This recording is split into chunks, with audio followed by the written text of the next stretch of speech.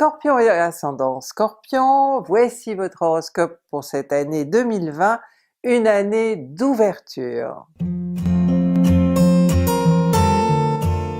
Et quand je parle d'ouverture, je mets le mot au pluriel, parce que vous allez avoir plusieurs portes qui vont s'ouvrir. Ça a déjà commencé pour certains, mais là tout le monde va être concerné parce que Jupiter va occuper un secteur qui va vous permettre peut-être d'ajouter une corde à votre arc,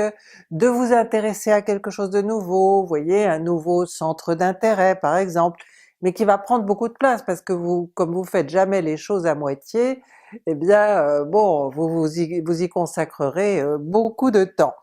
Il peut y avoir aussi, comment dire, un nouveau job, mais pas forcément un nouveau job, peut-être que vous vous intéressez à une nouvelle branche de votre job, que vous allez la développer et que ça va évidemment vous rapporter, ça il n'y a pas de mystère. Les planètes d'une manière générale vous obligeront, oui parce que ça se passe en Capricorne, donc il y a une notion, c'est géré par Saturne, donc il y a une notion de devoir, vous vous dites il faut, je dois, donc m'intéresser à certaines choses et peut-être à la politique. Peut-être qu'il va se passer beaucoup de choses sur le plan politique et que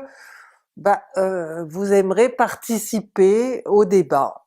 et vous discuterez souvent avec vos proches, avec vos amis, de ces problèmes politiques qui vont se poser et qui peuvent euh, ne pas être forcément dans notre pays, mais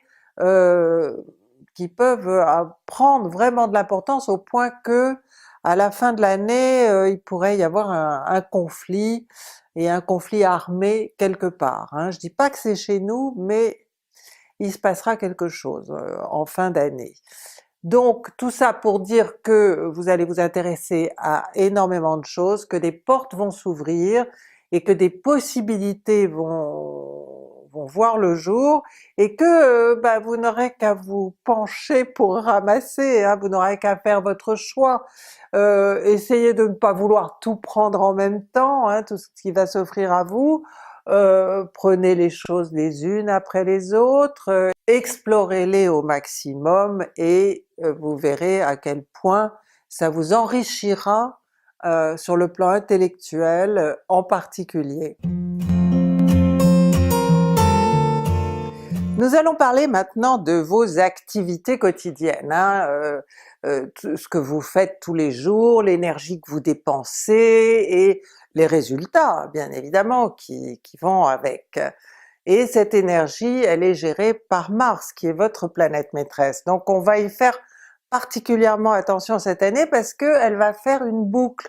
c'est-à-dire elle va faire des allers-retours et pas n'importe où, elle va faire des allers-retours dans son autre signe, c'est-à-dire le Bélier.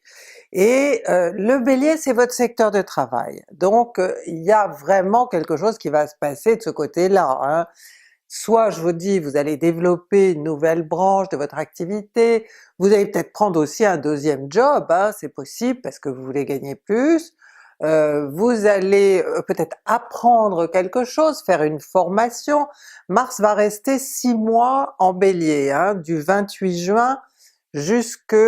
début 2021. Donc ça peut correspondre au temps d'une formation, ça peut correspondre au temps d'un travail que vous allez devoir mettre au point, préparer, peut-être pour le sortir après. Quoi qu'il en soit, c'est une période où vous allez mettre toute votre énergie, et Dieu sait que vous en avez et que vous allez en avoir encore plus, dans le travail. Cela dit, si vous êtes un sportif, eh bien c'est dans le sport que vous allez mettre cette énergie parce qu'elle va être quand même assez débordante et que vous pourrez le mieux l'utiliser dans ce domaine du sport. En plus de ça, étant donné que Mars est en Bélier, il y a une notion de compétition, de rivalité. Alors j'espère pour vous que ça va pas être sur votre lieu de travail qu'il va y avoir ces problèmes de compétition et de rivalité, mais plutôt dans un domaine sportif où là, il est tout à fait sain et normal d'être en compétition avec les autres. Ce Mars en Bélier, il peut aussi vous mettre un petit peu de mauvaise humeur, hein, parce que les choses n'iront pas assez vite ou parce que les gens ne seront pas assez parfaits. Si vous voulez, il y a quand même chez vous, chez le Scorpion, un souci de perfection, hein, et ce sera accentué par ce Mars en Bélier, ou qui fera que vous demanderez à vos collaborateurs, aux gens, à vos collègues, d'être aussi parfait que vous serez très exigeant, hein, parce que vous jugerez que vous faites un travail énorme, ce qui sera vrai, et vous demanderez finalement aux autres d'en faire autant que vous. Mais les autres ne seront pas aussi motivés que vous, hein. Vous serez vraiment très motivé par les buts que vous poursuivez et ce que vous pouvez en retirer, hein. Donc bon, essayez de mettre la pédale douce, d'appuyer un petit peu sur le frein, de toute façon vous avez du temps devant vous, quoi qu'il se passe, donc ne vous énervez pas trop et ne stressez pas trop les autres non plus. Nous allons parler d'amour, hein, pour terminer, et les amours, ben ça va être un petit peu pareil, il y a une boucle de Vénus, la planète qui gère vos sentiments, elle fait une boucle, mais alors dans un signe qui vous correspond pas trop, c'est les Gémeaux, hein. Alors pour vous les Gémeaux, ben, c'est un petit peu un mystère, ce sont des gens dont vous comprenez pas très bien le fonctionnement, parce que vous prenez certaines choses très à cœur et les Gémeaux pas du tout.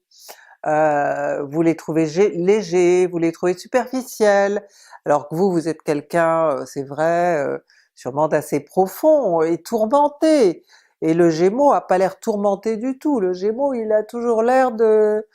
se fiche un peu de tout, ce qui est pas vrai. En fait il ne montre pas, mais